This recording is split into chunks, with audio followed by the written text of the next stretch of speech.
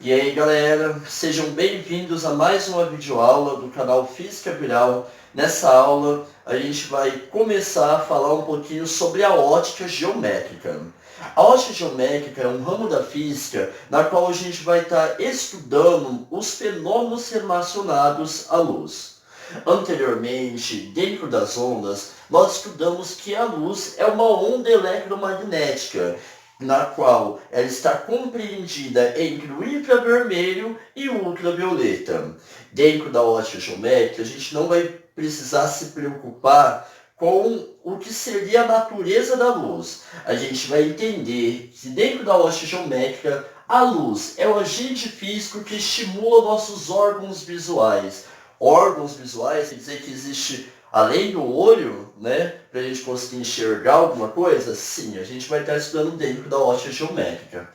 Pessoal, como a matéria já diz, ótica geométrica, a gente vai estar estudando os fenômenos sobre a luz através do quê? Através de representações geométricas. Então vamos começar aqui, ó. A representação da luz, a gente vai representar através de uma seta orientada. E essa seta orientada é o que nós chamamos de raios de luz. Quando nós temos um conjunto de raios de luz, eles podem se comportar de três formas distintas. Eles podem se comportar de uma forma paralela, que nós chamamos de cônico paralelo, de uma forma convergente ou divergente. Vamos entender cada um desses casos. No caso, o feixe de luz paralelo é aquele pela qual os raios de luz eles são paralelos entre si.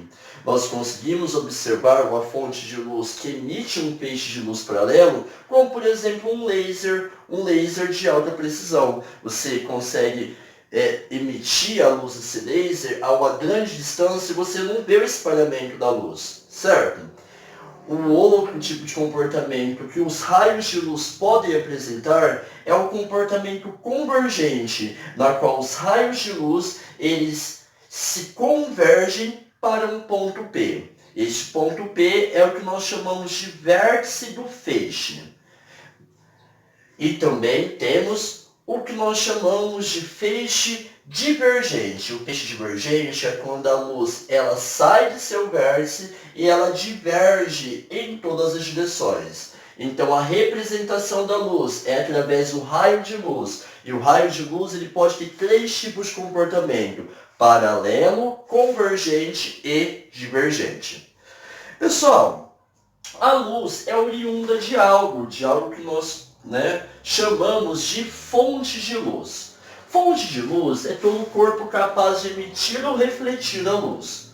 Nós classificamos as fontes de luz da seguinte forma: fonte primária seria aquele corpo capaz de emitir luz própria, transformando algum tipo de energia em energia luminosa, como por exemplo as estrelas. As estrelas, como o nosso Sol, eles transformam através de reações nucleares a energia nuclear em energia radiante, ou seja, no caso, em energia luminosa. Um outro exemplo que nós temos de fonte de luz primária seria uma lâmpada. Uma lâmpada ela transforma a energia elétrica em energia luminosa. Ok? Então, fontes de luz primária são corpos que possuem luz própria, ou seja, eles transformam algum tipo de energia em energia luminosa. Dentro dessa classificação de fonte primária, nós dizemos que elas podem ser do tipo incandescentes ou luminescentes. As fontes de luz primárias incandescentes são aquelas que apresentam altas temperaturas, como por exemplo uma estrela, ou no caso, por exemplo, uma lâmpada incandescente. No caso, elas apresentam temperaturas superiores a 500 graus Celsius. As fontes de luz primária luminescentes, elas são classificadas de duas formas: fluorescentes, como aquelas lâmpadas que nós temos na nossa casa, e o que nós chamamos de corpos fosforescentes. Com certeza, você já reparou que quando você desliga a luz do seu quarto, você consegue ver o interruptor. No caso, isso ocorre por causa da fosforescência do material, certo? Então, fonte de luz primária, aquele que possui luz própria. Uma fonte de luz secundária seriam todos os demais corpos do universo que vão refletir a luz de fontes primárias. Então, eu, por exemplo, você, a nossa luz aqui, são exemplos de fontes secundárias. Dando prosseguimento ao nosso estudo, vamos entender por onde que, no caso, haverá a propagação da luz. Existem 3 meios distintos de propagação.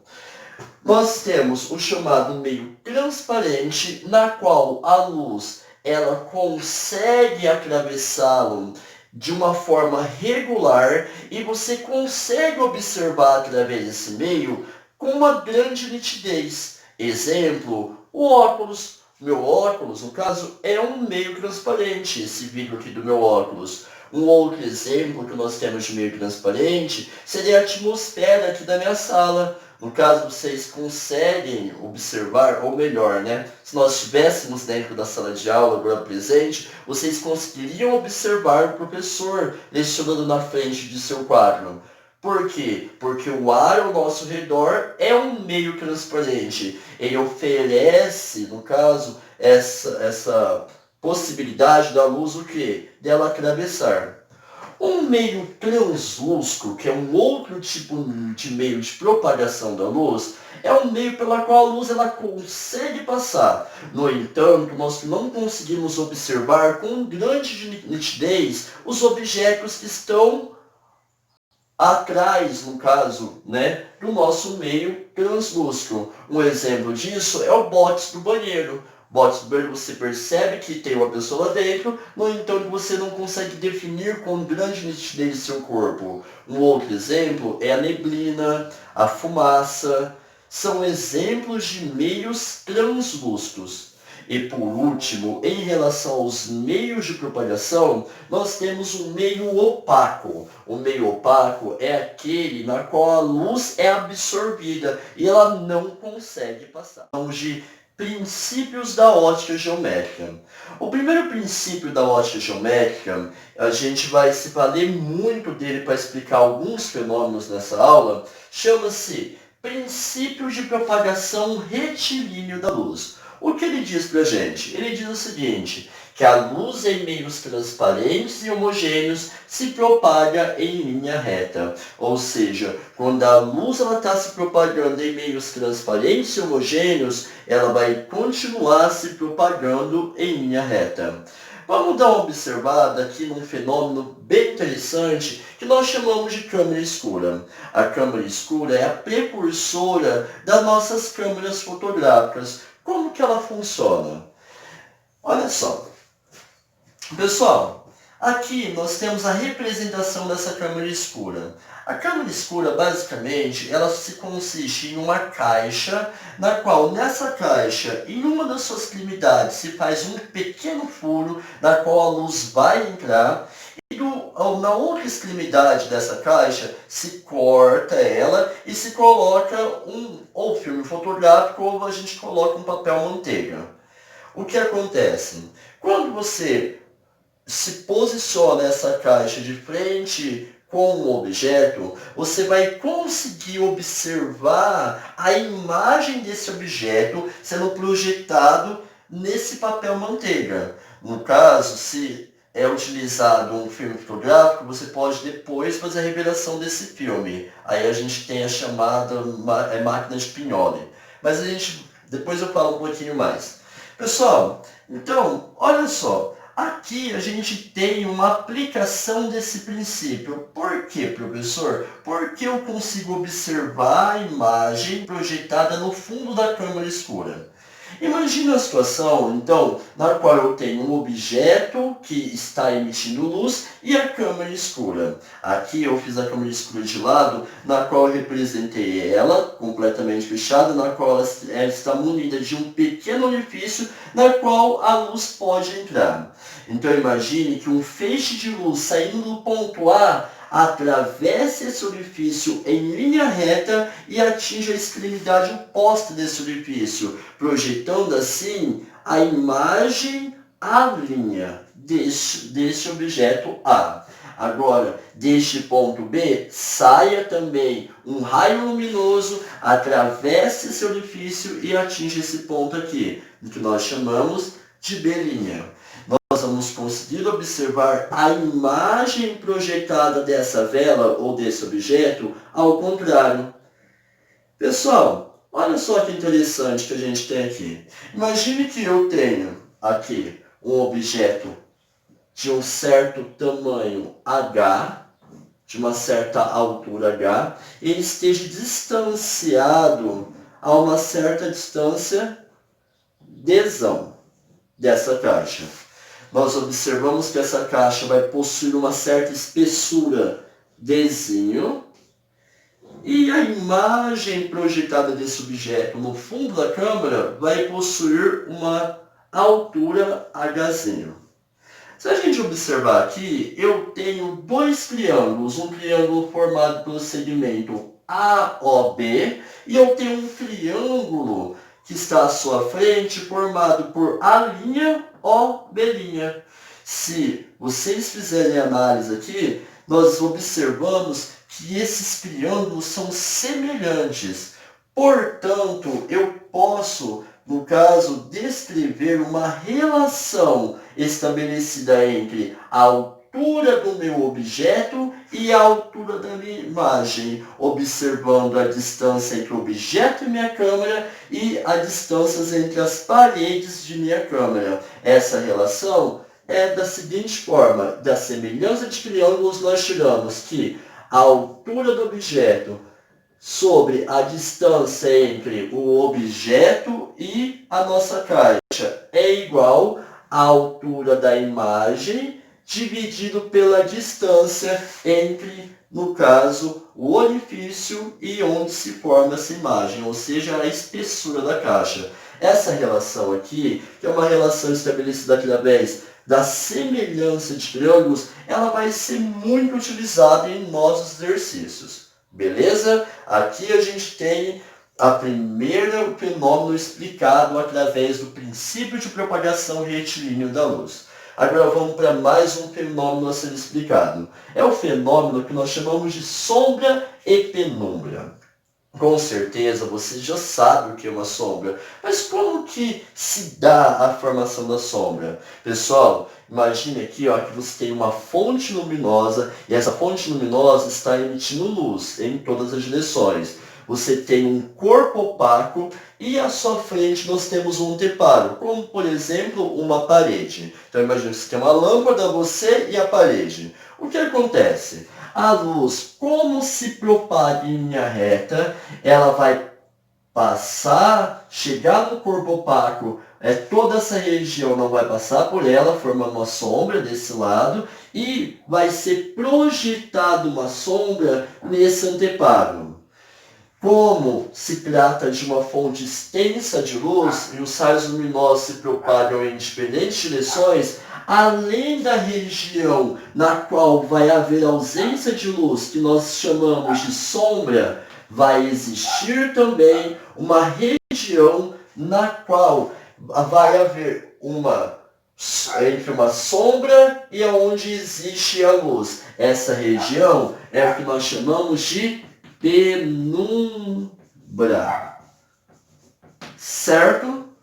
Galera, então, tanto o fenômeno da câmara escura, tanto o fenômeno da sombra e penumbra são explicados através do que nós chamamos de princípio de propagação retilíneo da luz. Certo? Mais um fenômeno que podemos explicar através do princípio de propagação retilíneo da luz são os eclipses.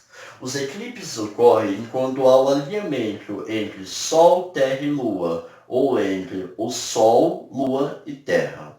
Como que ocorre o eclipse lunar?